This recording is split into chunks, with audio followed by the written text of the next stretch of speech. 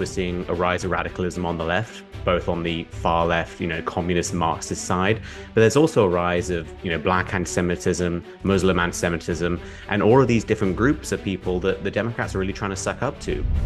You're watching Restoring America, where we shine a light on the fundamental values of this country and all the reasons why they're worth saving. This week, we're going to talk about whether the left has learned anything at all from its electoral losses this year, especially on the issue of anti-Semitism. I'm Kaylee McGee-White, and this is Restoring America.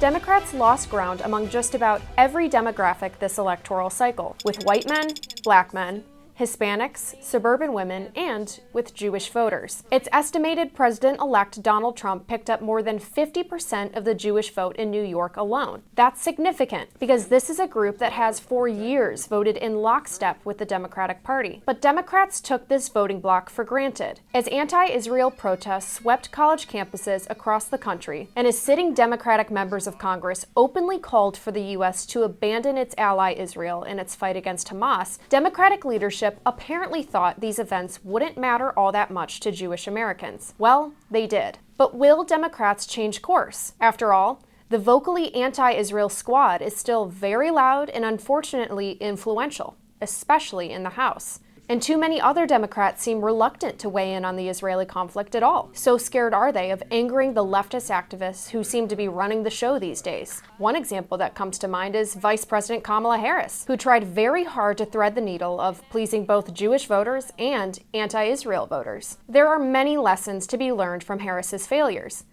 if Democrats are willing to confront them.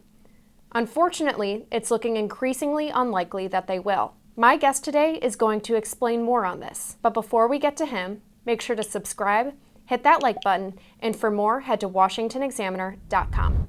Joining me today is Ian Haworth, a Washington Examiner contributor. Ian, thanks so much for joining. You have written a lot about anti-Semitism, especially the rise of anti-Semitism on the left. And for whatever reason, the Democratic Party seems very reluctant to confront this problem on their own side. Why do you think that is?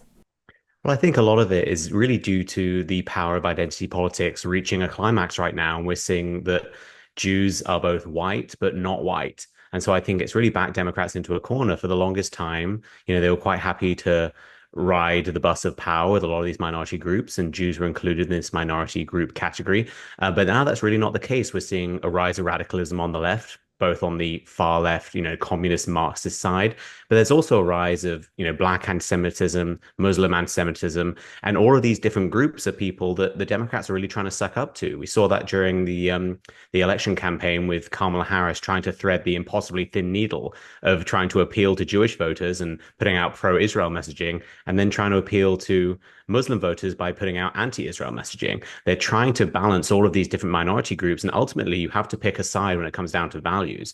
And so I think that's why we've seen it bubbling since 2018 in the Pittsburgh synagogue shooting and the rise of people like Ilhan Omar, Rashida Tlaib, things like that. But I think this election really showed that the Democrats have been forced into a corner by their own rhetoric, their own obsession with intersectionality. And they've been backed into a corner where they cannot, as the phrase goes, ride two horses with one ass. And I think that's what we're seeing right now.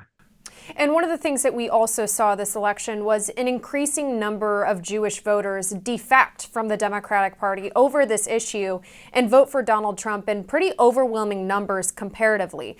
Do you think that shift among the Jewish demographic is permanent? I'd like to think so, but unfortunately, I don't believe it will be. I think it'll certainly engage religious Jews, because for me, I think the split is usually between religious and secular Jews. So on the religious side, they tend to be politically conservative, but I think the rise in anti-Semitism have driven a lot of those people to the polls in support of the Republicans, who they would be likely to vote for anyway. I think the issue for me comes down to the secular Jews who have voted Democrat for decades, and I think now have been put off by the rhetoric of Joe Biden and Kamala Harris in the aftermath of October 7th. Now, unfortunately, sort of public perception and public memory is quite short. eventually the memory of October 7th will start to fade away if it hasn't already. I mean, just think about September 11th, and we have a whole new generation who weren't around during September 11th. It's a very abstract thing. For a lot of people, they're rewriting the history of that. I think the same will be true of October 7th to a greater extent because people view it as a quote unquote foreign war, which of course it's not. But I think we're going to see a lot of people return to the same old voting patterns of once you have a Democrat who comes in who isn't quite as insane on this level as Kamala Harris, for example, someone who speaks out against Hamas quite clearly, perhaps doesn't fund Hamas with delivery of food and a pier that sinks after 3 weeks and wastes hundreds of millions of taxpayer dollars.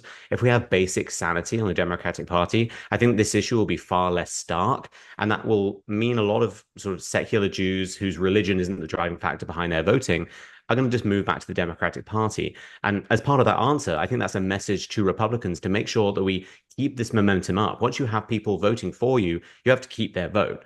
And I think a big part of that is to continue this messaging, to continue the fight against anti-Semitism across the board and make it not just focused on Israel, but focused on domestic anti-Semitism, because that's a huge battle that's going to affect a lot of Americans for years, if not decades to come. And so I think we got momentum from October 7th. That sounds horrible to say, but that's the reality of politics. And so now it's up to the Republican Party to keep earning these votes because hopefully the next Democrat down the pipeline will not be as insane as Joe Biden on this issue and not as ridiculously incompetent on this issue as Kamala Harris. And we have to be prepared for that. And speaking of this, what are some concrete policy actions that Donald Trump and the new Republican coalition can take to keep some of these Jewish voters at home in the GOP? You've mentioned the domestic front. Obviously, I think a big piece of this is higher education specifically. So do you foresee any concrete actions the incoming Trump administration can take to really shore up the Jewish support for the GOP? Yeah, I think it has to be a repeat of what he did during his first administration. Like, I'm one of the conservatives out there. I cheer him when he does good things. I criticize him when he does bad things. I think on the foreign policy front, though, he knocked it out of the park, especially with Israel and the Abraham Accords.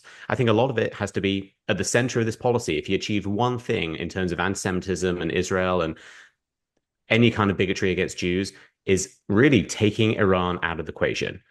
If you can make sure that they do not have access to all of the funds that the Biden administration and the Obama administration before him gave them, then all of this goes away. Hamas goes away. Hezbollah goes away. A lot of the funding we're seeing trickling into higher education in America goes away.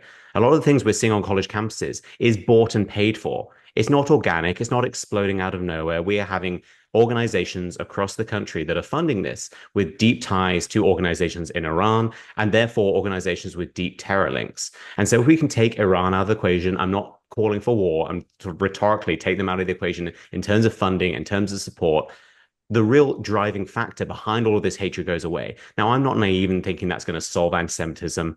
Anti-Semitism is always going to be there, as all forms of hate, unfortunately, are going to be there.